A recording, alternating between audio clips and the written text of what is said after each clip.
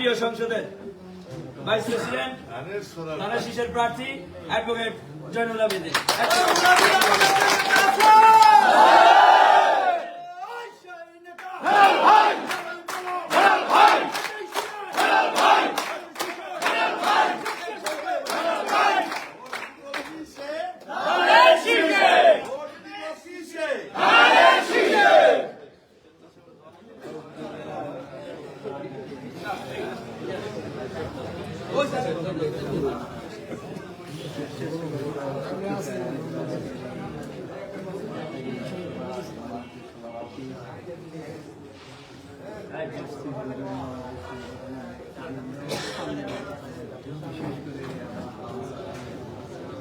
আর একটু সামনে নিয়ে নেন, পিছনে আসেন।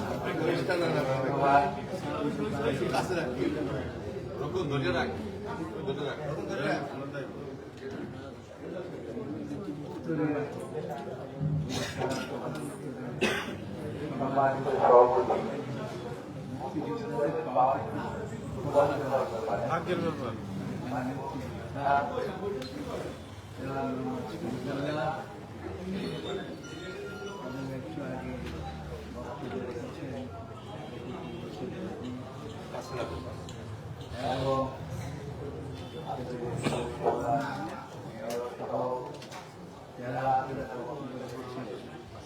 সকলকে আন্তরিকভাবে অভিনন্দন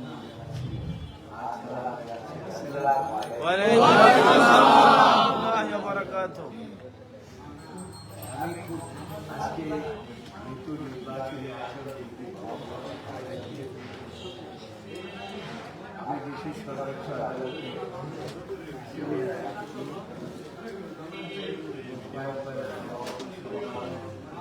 সেই কারণে আমি নির্বাচন করতে পারি।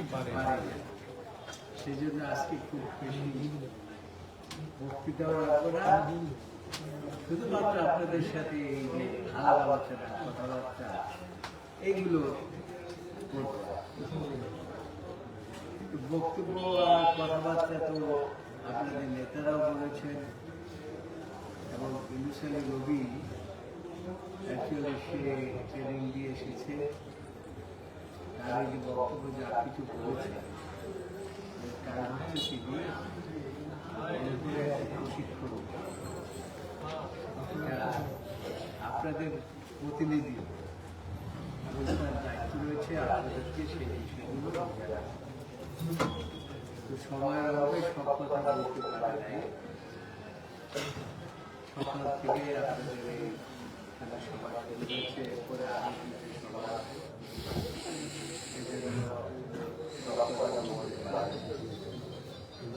আমি আপনাদের বক্তব্য থেকে প্রথমেই একটা জিনিস একজন বক্তা বলেছিলেন যে আপনারা কি অবহিত, এই সম্পর্কে আমি বলতে চাই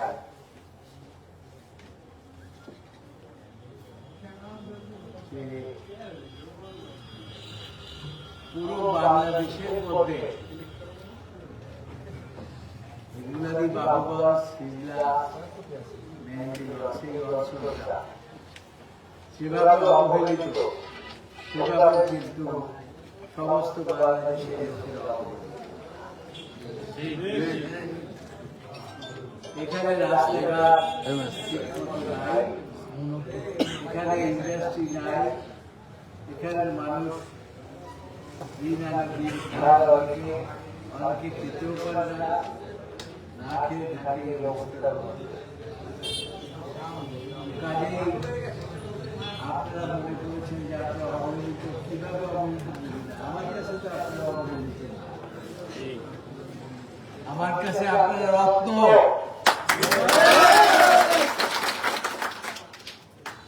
এই রত্ন যদি কাজে লাগে তাহলে আমাদের নেতা শহীদ রাষ্ট্রপতি জিয়াউর রহমান যে মার্কাকে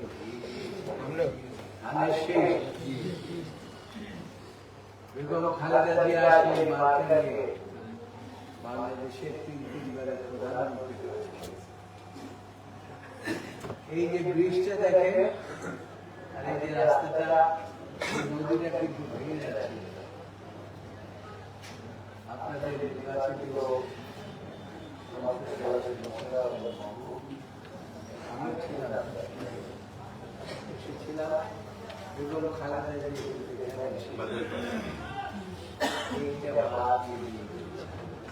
যে কারণে আপনারা এখন এখান দিয়ে সহজে যেতে পারেন এবং আসতে পারেন। তাহলে আপনারা কি অবহেলিত?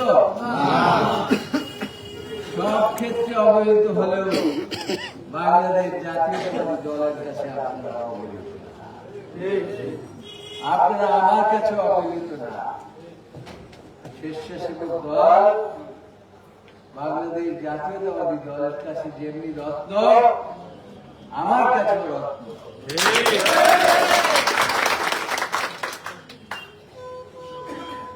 আমি আর একজন বলেছেন আপনাদেরকে নাকি সেন্ট্রাল কমিটিতে, আরে সেন্ট্রাল কমিটিতে দায়িত্ব পালন করবেন আপনারা, রাখবে কি? কার জন্য আপনারা সেন্ট্রাল কমিটিতে যাবেন? সেন্টার পাহারা দেবেন আপনারা, সুতরাং আপনাদেরকে কে রাখবে? আপনারাই আপনাদের জন্য যথেষ্ট। আমি আপনাদের সভাপতিকে বলেছি যে সভাপতি সাহেব আপনার কাছে কাগজ যাবে, আপনি এই যে স্বেচ্ছাসেবক যারা আছে তাদেরকে দিয়ে দেবেন, তারা বাড়ি বাড়ি যাবে এবং ধানের শীষের পক্ষে ভোট দেবে নাকি?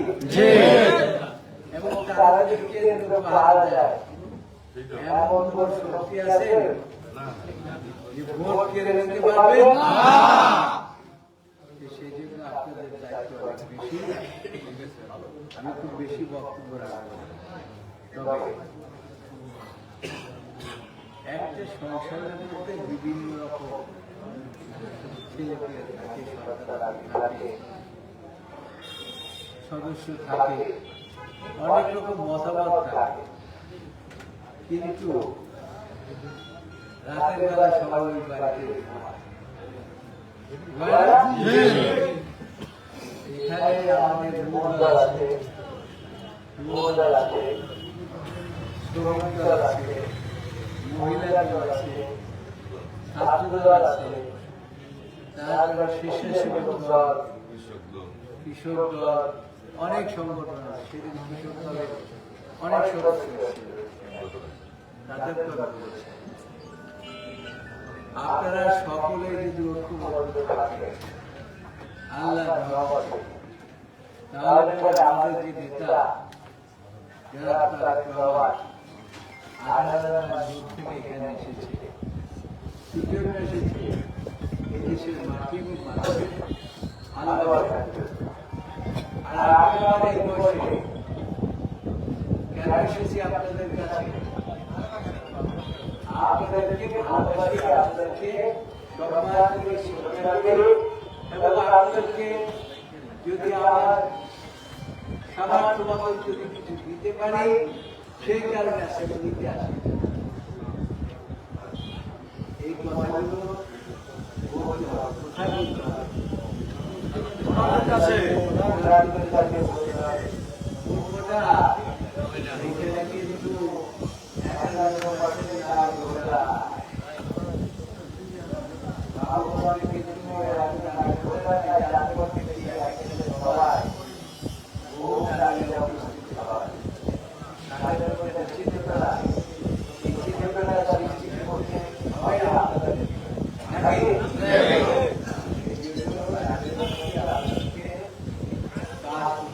বেশি কাজ করতে পারেন, তারপর বিশ্বাস করে এই নারীদের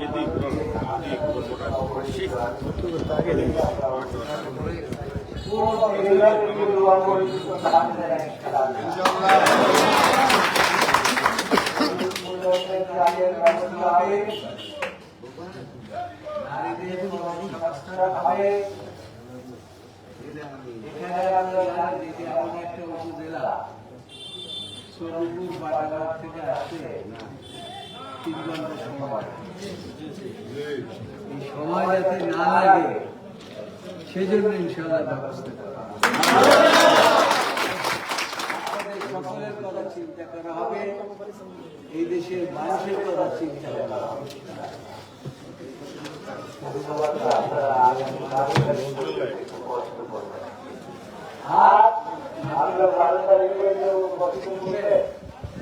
এই কষ্ট যে করবেন সুফল ভোগ করবেন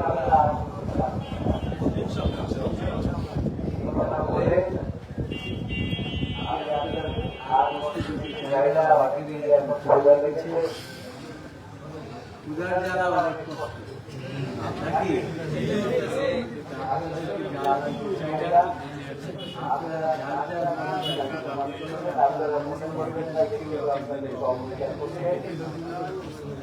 যার আপনাদের প্রার্থী আমি কিসে ধানের শীষে আমি যদি অবহেলা না করি কেউ অবহেলা করে আপনাদেরকে নজরে রাখতে পারবে এখন একটু বলেন আপনারা কি ঐক্যবদ্ধভাবে কাজ করবেন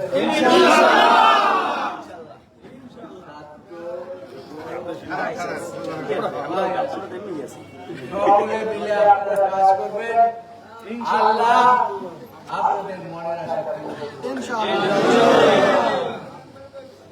এই কথা বলে আপনাদের কাছে কিয়া পরিবারের দোয়া কামনা করে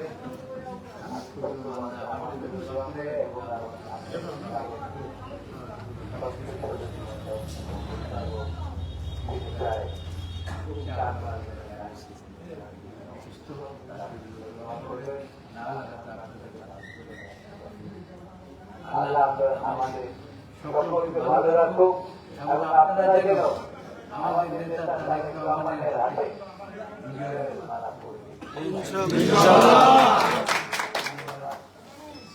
ধন্যবাদ জানাচ্ছি সভাপতি সাহেবকে আপনাদের সামনে অনেক বলেছেন আর এই যারা কমিটির সম্মানিত আর এখানে দেখলাম যে আমি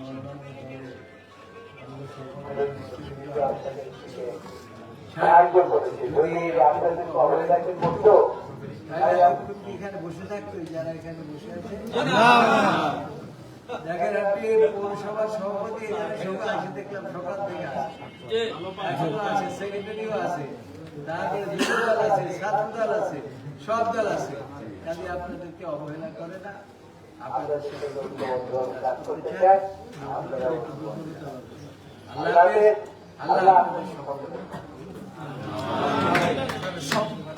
সবার আগে